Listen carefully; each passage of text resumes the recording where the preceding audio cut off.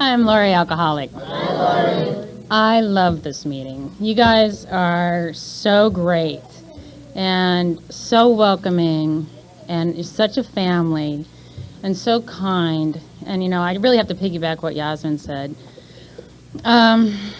This is the kind of AA that I love to be a part of because you are so enthusiastic. You have commitments. You come and show up and you do your commitments. And you're enthusiastic about AA. And, this is the kind of AA that's saving lives. And I'm so happy to be here and be a part of it. And thank you for letting me come out. Steve and Michael, thank you for letting me be here.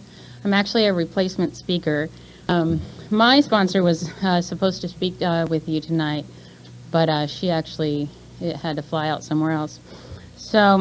But I'm really happy to have the experience because it's nice to know that there's this kind of AA, the pockets of enthusiasm.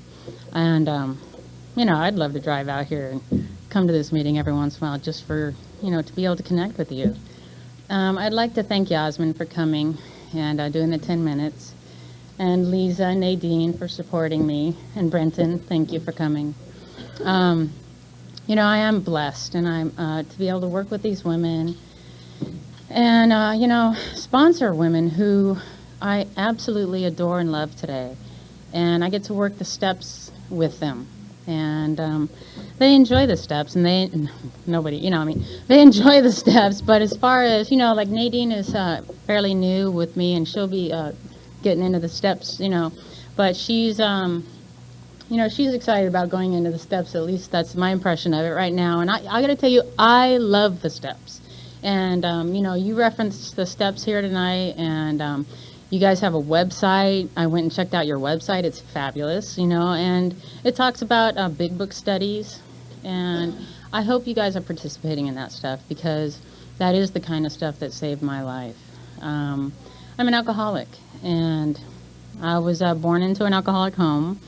Both of my parents are alcoholics, and both of my sisters are alcoholics. They're all in AA, and my father went into AA, but then he died of this disease. When I was 5, I can remember, and see, I have a perception problem, and I didn't know this at the time, but nothing was really the way that I thought it should be when I was a kid. At 5, I can remember, I'd watch my mom, she's throwing up in the hallway, and, she's like falling over the furniture.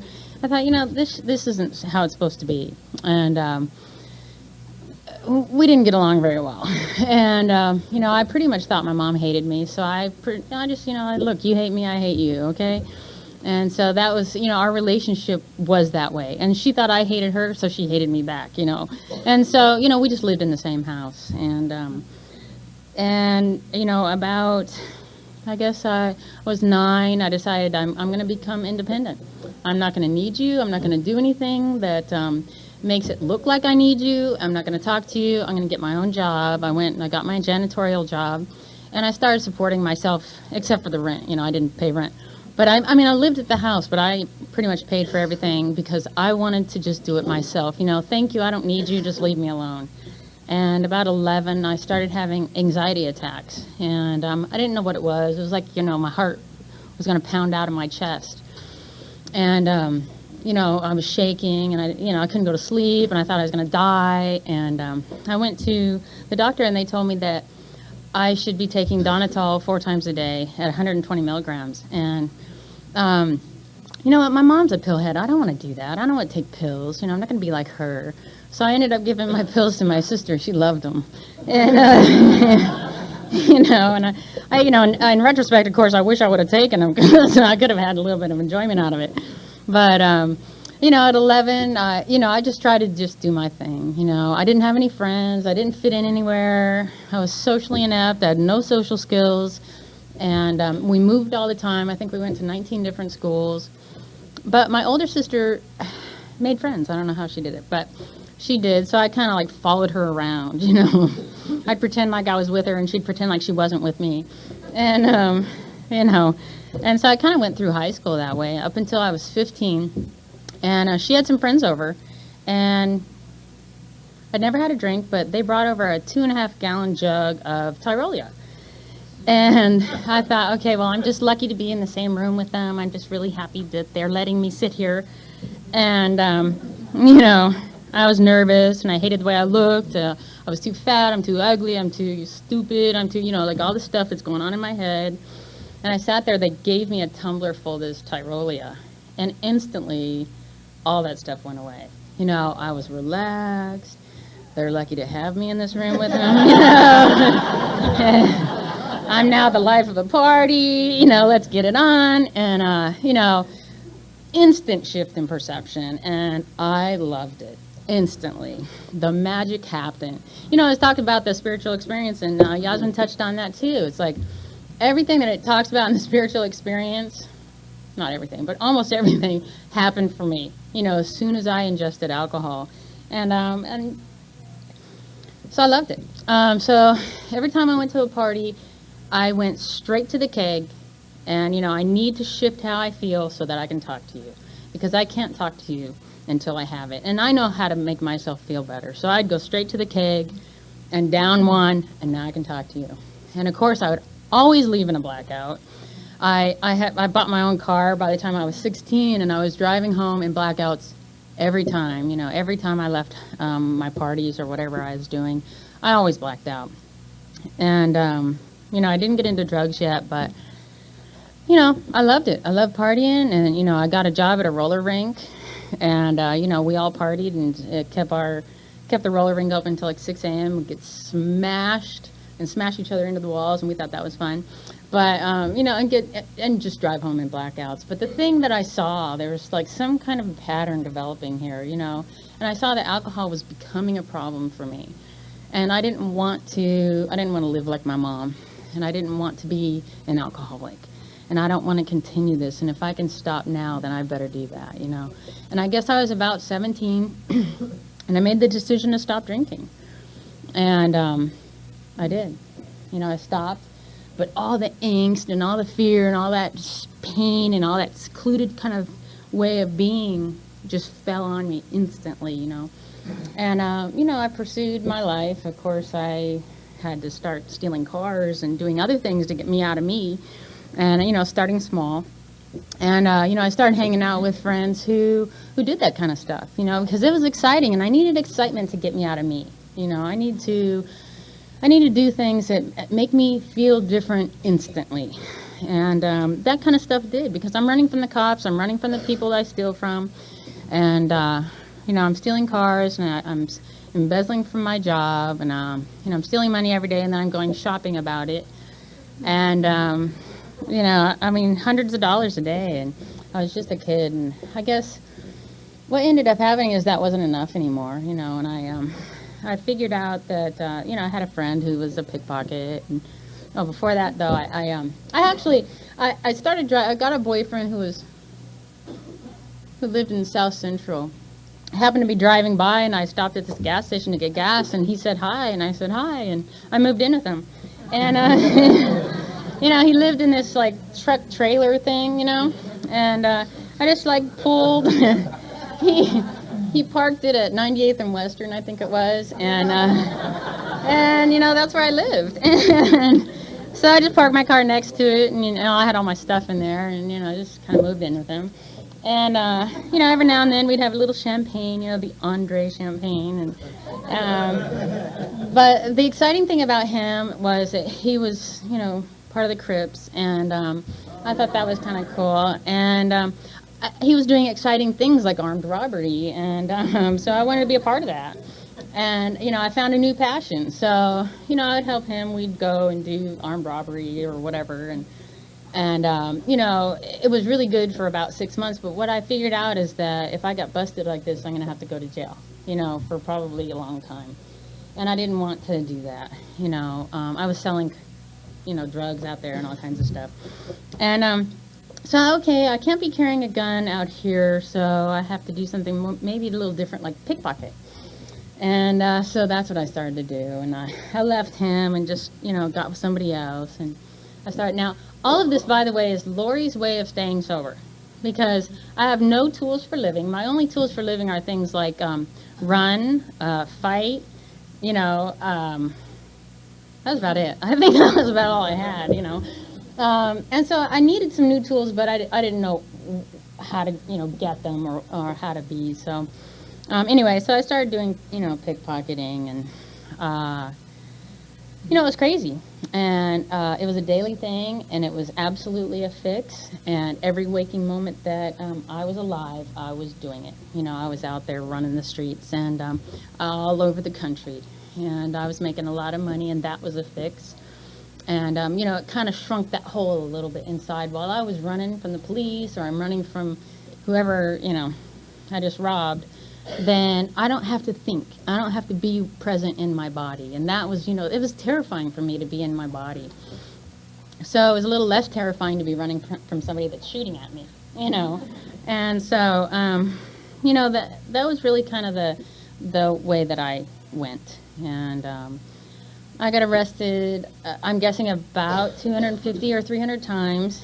And I was arrested for things like assault, with deadly weapon, and assault with intent, and robberies, and just, all kinds of stuff. And I was crazy. I was nuts. I was absolutely insane. I went into a Ralph's grocery store, and I was not using, but I was crazy. I walked in the Ralph's grocery store, and this woman looked at me, she had her kid next to her, and she just pulled her kid closer. Kind of, whatever I was giving off, she wasn't liking it, So, I knew there was something wrong, but I couldn't quite figure, I was like, dude, I'm not doing anything to you. But, it was a lot of violence, and I was getting in a lot of fights, and, it's things like, I saw somebody on the street where, like, this is my street, and you're here and I don't like it, So I'm going to give you a warning right now. I'm going to put you in the trunk and I'm going to drive you out of here. And so I did, I took her out to another city, and I dropped her off. I said, I don't want to ever see you here again. I'll kick you, whatever. And maybe a month later I saw her again, and I stopped. In the middle of the intersection, there she was. I jumped out on her and just started pounding her, and I was like in a whiteout. I don't remember actually getting there, or, I just remember like 6 people pulling me off of her, and I looked at her, and she was just a mess. And it was, it's sad, but I was just so rageful, and it really was nothing that she had done. It was just all this stuff that was inside of me. And I didn't know that that's called alcoholism. I just had no tools for living. And so I guess that's pretty evident, huh? So anyway, after a while, a few years of doing this stuff, I'm getting shot at. None of that stuff is really scaring me. The stuff that scared me is after I did a few things, and I was looking at 20 years. And, I'd been in and out of jail. It's not a big deal. And every time I went in, I was in lockdown, because, population just really bothers me. And so I'd always go to lockdown. And I come back, I'm looking at 20 years now. 20 years, me by myself, somewhere pent up with this head. That terrified me. That scared me. So now I have to do something. I have to change what I'm doing. And so I stopped. I had an attorney. I gave him, he fixed it. I didn't have to go. And so now I know that I can't use my regular means of staying sober and, to fix that pain and that hole that's inside. I got to do something different. And so what I did is I went back to my apartment and I thought about it. And I thought, I remember what really fixed this, and that was a beer. A little alcohol really fixed this feeling. So I went to the store, I got a beer, I sat down. It's just, I could sit. And that was my goal. I just wanted to sit. I couldn't just sit, I couldn't do that if I wasn't drinking. So, I got my beer, I did a 6-pack, and it was very, I just sat there. And it was such a reprieve from my head, and from what I was doing. And because I'd gotten to a place where I couldn't leave my house without doing something violent or something that would put me in jail. And I knew that I couldn't sit in the apartment by myself with my head. So I started drinking, just like, I started getting cases of beer, and I started doing cocaine. That's part of my story. And I started going up to, and I was talking to somebody about this the other day. It's like, I used to go up to this cocaine dealer's house and sit there and just do cocaine stuff. And I would leave, and people would get shot in there, and I'd go the next day. It was, that stuff, look, it didn't happen to me. Okay. So anyway, one of the guys were really super cute. So, I thought, why don't you just move in? He didn't speak any English, and I thought it was a perfect relationship because, frankly, I don't want to talk to you anyway. So, so he moved in, and we'd just sit there and kind of smile. So we just kind of sit there and smile at each other.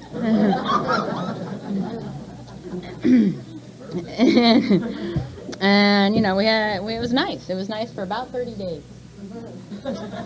But by then I'd had a Spanish-English dictionary. I'd learned enough Spanish to start communicating with him. Mistake. Now we're boxing, right? So, he has his anger stuff, and I have my anger stuff, and we met in the middle, and it worked for both of us. It was like, this is a great outlet, And so we just box every day, and, okay, it's time, ding, and, it was great. But, and then he wanted me to stop using because he thought I had a problem, and I didn't really like that. So I would just sneak it behind his back, and, I'd get it from other people. And I was doing about a case to a case and a half of beer a day. And, like he's chasing me out the window, I'm rolling out the window, and then he chases me, I jump in the car, I lock it, and I start to back out. He jumps on the hood and, holding on to the windshield wipers, breaks those off while he's rolling off the hood, And this is like, again, I have to replace those again, It's like, this is normal stuff. This is the way. It's the alcoholic home on the street, Everybody's used to this kind of behavior. They just like, oh, yeah, that's your story. Anyway, And, I had this one little hideout that it was a liquor store down the street, and the guy, I used to always run from this guy, I'm like, okay, I don't want to fight today, I'm just going to run down to the liquor store, and he would let me go back into the back refrigerator locker, and I would just sit there for about an hour, He goes, yeah, go ahead, drink whatever you want, and I just sit back there. It's like heaven. Perfect, it's as much beer as I wanted, and then I was done. Okay, I leave, And, and I thought it was great. I had a great life,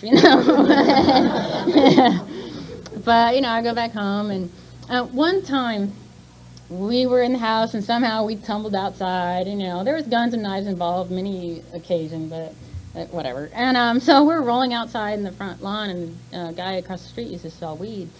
And somebody came over and, hey, dude, there's two dudes over there fighting. And he's like, oh, that's just Lori and her boyfriend. Anyway, so, and,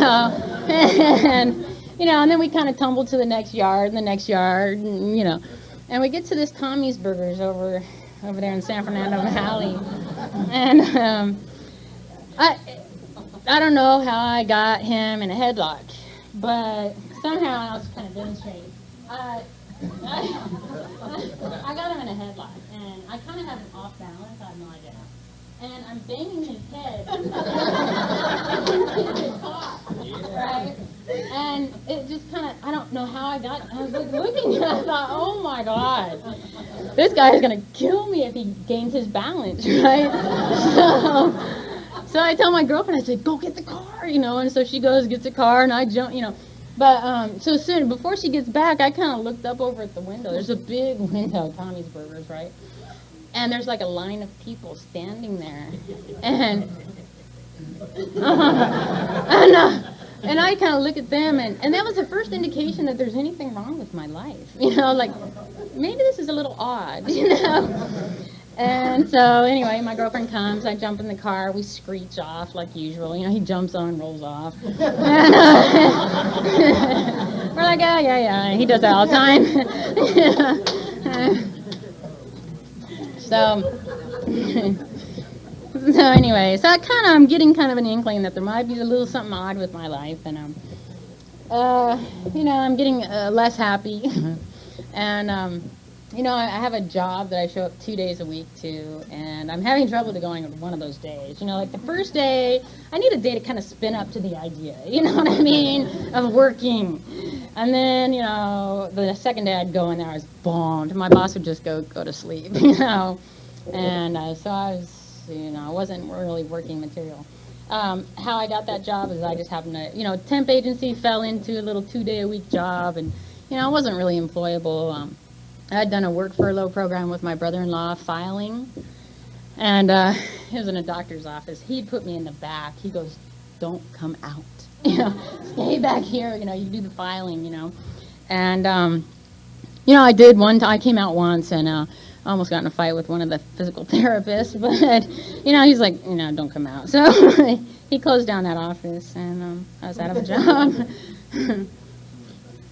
So anyway, so I thought that there's something wrong, and it was time for me to die or do something. I was there was a lot of mirrors on my walls, and I had turned them all facing the wall, and I didn't want to see the look in my eyes, and I knew that there was going to be things in my eyes that I didn't want to see, like my father who had died of alcoholism.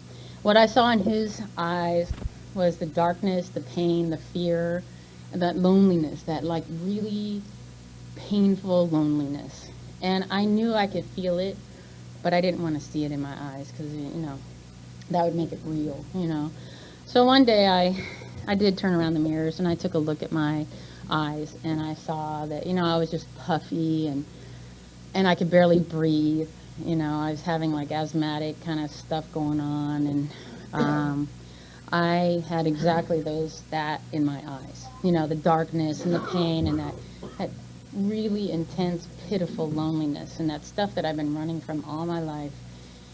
And, I knew I couldn't run anymore, and I needed to do something. So what I did is I called American Hospital, and they go, you're probably not going to, they was like, they didn't think I was going to make it, but, just call every night at 11. I called, barely able to speak, but I was able to make the calls, and I ended up going into that place, and they let me into their detox program, and I walked in, I said, okay, I had the DTs, I was just shaking, and, I need something to make me stop shaking, so they gave me something, and they said, okay, get these little gowns on, and go ahead, and we'll do this little thing. And, of course, people would come in with the little panels, and I thought they were all dorks, and, panels, and they talk about AA, and I hate I don't want to go to AA, and it was just like, my mom did AA, and I didn't want to do anything that my mom ever did, So I was like, because I've lived my whole life trying not to be an alcoholic, don't you understand, And so here I am, and about 3 days in, they said, oh, Lori, I don't know why you're in line. Get out of line. You don't get meds today.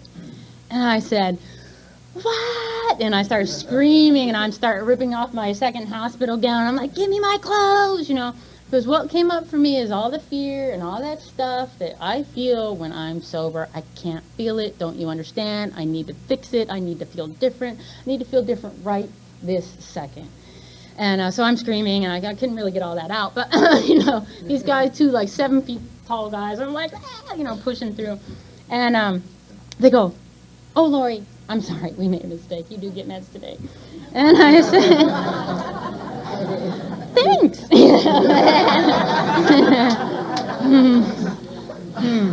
Much better. I'll put my gown back on. So,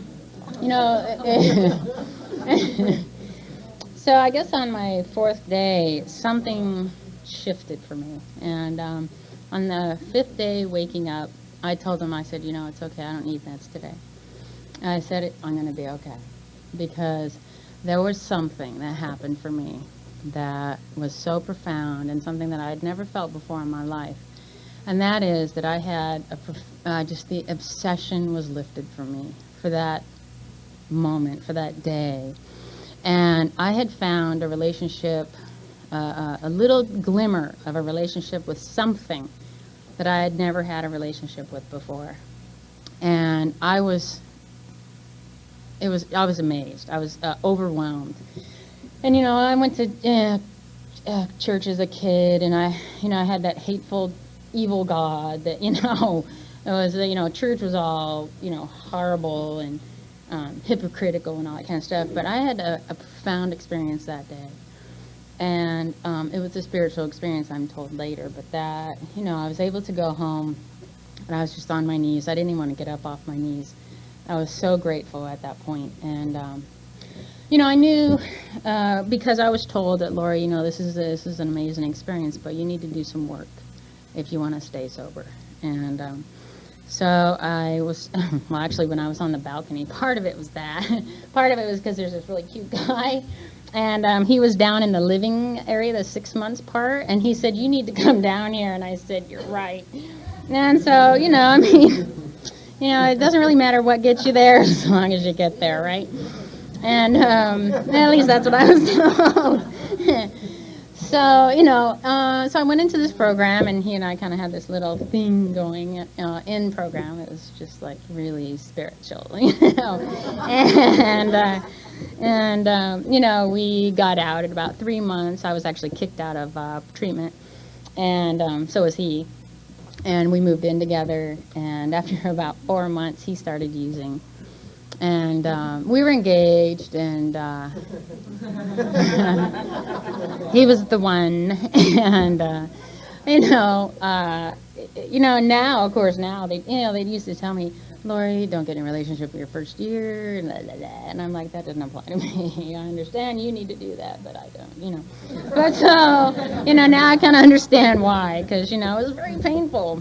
But, when you're new, you have all these, like, writhing nerves, all these feelings that are just, like, popping up, and, like, So it's a lot to deal with when you're new to have that kind of thing go on. And I'm just, I'm very, very grateful that I didn't feel the need to use. And, I did go home, and I had a lot of support from my sister, who, by the way, is now 19 years sober. This, by the way, when I went into the treatment was September of 92, and I just celebrated 11 years. And you're clapping for yourselves, because it wasn't me. Because and they talk about that. We can, I can't, we can. And I found that more and more and more and more over the years, I found that to be true. And when I got here, I had a really bad attitude. And when I'd go into meetings, I would just grit my teeth and growl at people. If they would bump into me or something, I didn't open my mouth when I spoke. And I didn't really say a whole lot, and I didn't want you saying a whole lot to me. People would say, how are you? And I said, fine, and I would run.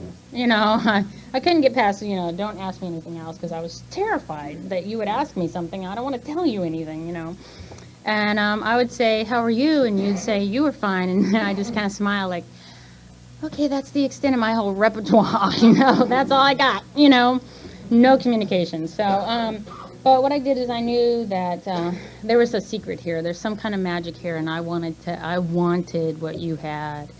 And so I asked somebody to take me through the steps. And this person took me through the steps, and I kind of barfed a whole lot of stuff out. And, it was what I needed at the time. But then I found somebody shortly thereafter who had a good understanding of the book. And I hear you guys talk about that all the time. It's like, as outlined in the book. And he started working with me in the steps, and it was such a blessing, because what I got to see is how the book does apply to me. Because I would skim through the book, Bill, 1930, forget it, and nothing applied to me. But what I got to see is when he sat down and showed me some things as a step guide, how this book does apply to me, then I got it, and I got how AA can possibly work for me. And, I'm not a spirit, I wasn't like, a rocket, they say, to stardom, because like at about a year and a half, I'm still working the steps that way, and I was in that 8th step, and, I don't like people telling me what to do. And there's this woman that I got a job. That was pretty amazing. I got a job, and I showed up every day at 9 o'clock, and I had a supervisor. And she used to tell me what to do. And I wasn't really pleased with that idea. And one day I just thought it would be a really good plan to find her not there anymore, And, it was, the good news is that I was in my 8th step. And what I knew is that I would have to make a 9th step amends to her whole family. And, I called it all off. And, And I'm so grateful, today, because the truth is I couldn't live with something like that. But at the time, it seemed like a good idea, And, you know, then, I went through those steps, and I found out that there's some defects of character that I had, and they thought there was some reason for me to get rid of them, and I wasn't really sure why. I liked them. And so I wasn't really real willing, because they work for me, And so then I went through the steps again, and I'm currently in my fourth step, as outlined in the book. And what I see is the importance of doing that, because what I need to see is my part. And what I need to see is how you guys, I know you know the book, 52 and 64 are me, describe me. Talk about the spiritual malady. What I learned is that this disease has three parts. One is physical, and how when alcohol is in my body, it'll take me. Alcohol takes a drink, I take a drink, alcohol takes drinks, and it takes me. I didn't understand that. I didn't know that I couldn't stop when I drank. And then, so they explained that to me. And then the mental obsession, and my twisted perception, and my delusions, and my 100 forms of fear, and all the things that I suffer from. And I got taught that stuff. I was shown that, Lori, though you think you know everything, it's all twisted. Okay. So I wasn't really happy to hear about that. But the truth is, it's made a huge difference in my life, And I've, going through since, I've seen where the character defects have gotten me in a lot of trouble. And, I've gotten a lot more willing over the years. And, maybe I can ask God to remove the ones that he deems objectionable, because I don't really know which ones are and which ones aren't. And, the ninth step, there's so many promises in this book, you guys. After the fifth step, it talks about, we will be able to look people in the eyes, and our fears will fall from us. And those are things that I never thought would happen for me. I never looked anyone in the eye. And I didn't know how you did, and I just didn't see a point to it, frankly. But now, that's because I wanted to stay separate, and now I see how I get to look you in the eye, I tell you the truth, and we're one. And how the fears fall from us, and now we're part of AA. And that's a gift. Because I was driven by fear. I was driven by 100 forms of fear, like it talks about in the book. And not only was I driven by fear, but my fear was driven by fear. You know what I mean? I was just like, everything that I did, it was like a bigger fear drove me through the lesser fear. I didn't do anything that I wasn't, just getting through it because I was afraid of something bigger. And, as witnessed by my story. And, the ninth step, I was able to make amends to a lot of people. And there are some people that I can't make amends to directly that I know of right at the moment. But, there are times when people show up in my life and I don't expect it, and it's certainly not something of my making, except for my being willing to make the amends. I spoke at a meeting down in Santa Monica recently, and somebody came up to me, and he goes, and I introduced myself, hi, how are you? I said, you look familiar. And he said, yeah, I know you. And I go, I owe you amends, don't I? And he goes, no. He is a newcomer. And I said, we need to talk. And what happened was, I said, listen, after I talk, let's, have a little talk. So anyway, we talked for a few minutes. I kind of got an idea of what his stuff was with me. And after my talk, I went and approached him, and he said, you know what? You just made amends to me. He said that for 20 years he has hated me, and how I used to scream at him and call him an alcoholic and a drug addict because I wasn't using, And he didn't understand it. Why was I so mean to him, And it's such a gift to have, it's like we never know when people are going to come into our lives, but we remain willing to make amends, as they come up. That's the freedom, And that may, it's just like things like that, staying willing to and open to the people who, and he stayed at that meeting. And and he's sober now for a few months. And it's gifts. Those are gifts. These are the gifts of the program.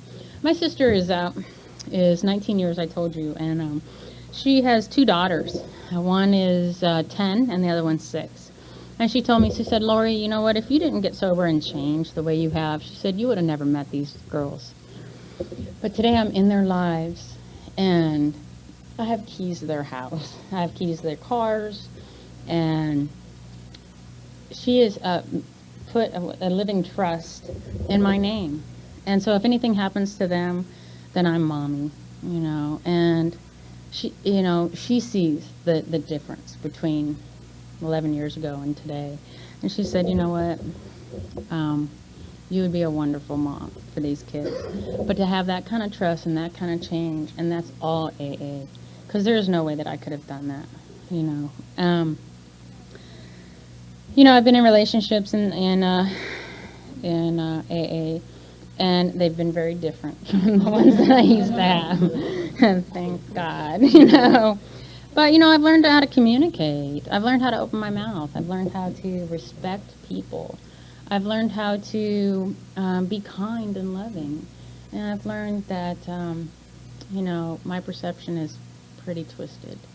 And that usually I don't get to listen to my head, because most of the time it's when it's talking, it's probably not on track, right? But, it talks about in the book, though, that we intuitively know how to handle situations now. And that is happening for me. There are situations that come up in my life, and I do get to, I get to say the right thing, and I get to handle it with grace and dignity. And I don't, you know what, my niece, she's 10 now, but at 8 years old, she walked up to me and she goes, Auntie Lori, she goes, in the whole time I've known you, I've never seen you angry, And that's a blessing, because that's all I ever was, is angry.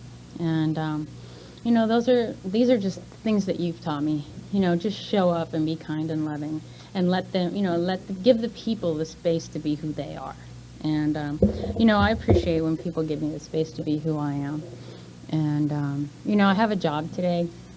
I went to school, which is terrifying, and, it's a certification program, and I'm a systems engineer, and I work at a job where they want me to come back every day,